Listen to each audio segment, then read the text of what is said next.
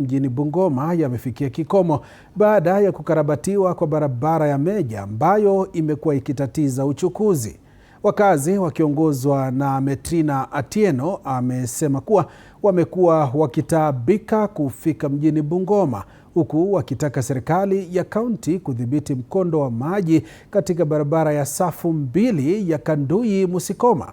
Aidha, mwakilishi wadi ya Kalaba Cornelius Mahanu amewataka wakazi kuwa kipaumbele katika juhudi za kuhakikisha kuwa miundombinu kama barabara zinafanikishwa.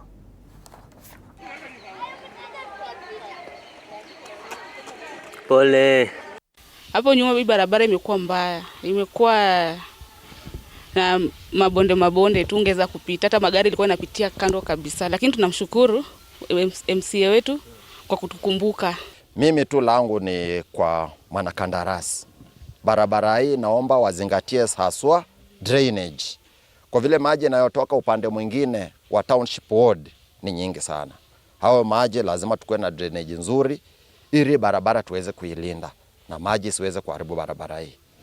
Ametufanyia jambo la maana sana kwa sababu hii njia imekuwa njia mbaya sana. Wakaaji wanalia saa zile wakipita na pikipiki ama magari wanaumia sana.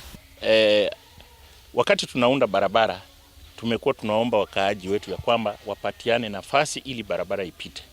Lakini tumekuwa na ugumu sehemu zingine sababu mtu anasema alinunua plot. Sasa wakati anasonga anasema shamba linapungua.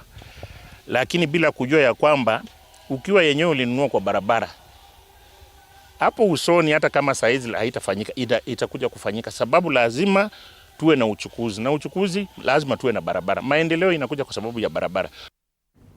Rai iliyoje kwa wakazi hao wa barabara ya kwa Meja katika kaunti ya Bungoma. Mtazamaji, tunasubiri tu kesi ya Gachagua